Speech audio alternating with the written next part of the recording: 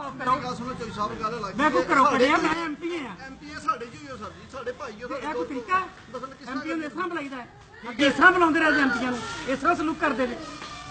ਕੋਈ ਗਲਤ ਗੱਲ ਤੁਹਾਡੇ ਨਾਲ ਕਰਦੀ ਹੈ ਸਾਰਾ ਕੁਝ ਹੀ ਗਲਤ ਕੀਤਾ ਕੀ ਕੀਤਾ ਜੀ ਤੁਹਾਡਾ ਕੀ ਕੀਤਾ ਕੀ ਮੈਨੂੰ ਮੇਰਾ ਵੈਲਕਮ ਕੀਤਾ ਕੀ ਮੈਨੂੰ ਰਿਸੀਵ ਕੀਤਾ ਜੀ ਬਸ ਉਹਨਾਂ ਦਾ ਕੱਲ ਰਿਸੀਵ ਹੋਏ ਹੋ ਕੱਲ ਕੁਝ ਵੀ ਨਹੀਂ ਹੋਇਆ ਕੱਲ ਖੁਰਮ ਸਾਹਿਬ ਦੀ ਵਜ੍ਹਾ ਤੋਂ ਹੋਇਆ ਕੱਲ ਖੜੇ ਕੋਲੇ ਖੁਰਮ ਸਾਹਿਬ ਦੀ ਵਜ੍ਹਾ ਤੋਂ ਹੋਇਆ ਤੁਹਾਡਾ ਹੱਕ ਪਾਉਂਦੇ ਸੀ ਮਸਜਿਦ ਦੇ ਵਿੱਚ ਚਲੋ ਤੁਹਾਡਾ ਕੰਮ ਐਲਾਨ ਕਰੋ ਗਲੀਆਂ ਲੱਗਾ ਬੁੱਕਾ ਅਗਲੇ ਕਿਉਂ ਕਹਿਣਾ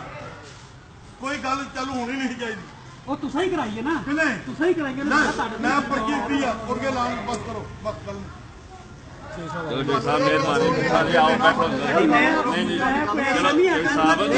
ਤੁਸੀਂ 2 ਮਿੰਟ 2 ਮਿੰਟ ਸਾਡੀ ਵੀ ਤਾਂ ਸੁਣੋ ਨਾ 2 ਮਿੰਟ ਬੈਠੋ ਚਲੋ ਆਓ ਬੈਠੋ ਮਿਹਰਬਾਨੀ ਗਲੀ ਕਿਹੜੀ ਨਾ ਗਲੀ ਨਹੀਂ ਉਹ ਚਲੋ ਤੁਹਾਡੀ ਮਿਹਰਬਾਨੀ ਉਹ ਚਲੋ ਸਭ ਗਲੀ ਭਾਵੇਂ ਨਾ ਤੁਸੀਂ ਅੰਦਰ ਬੈਠੋ ਤੁਹਾਡਾ ਵਾਅਦਾ ਕੀਤਾ ਸੀ ਬੜੀ ਮਿਹਰਬਾਨੀ ਕਿ ਕੱਲ ਅਸੀਂ ਆਵਾਂਗੇ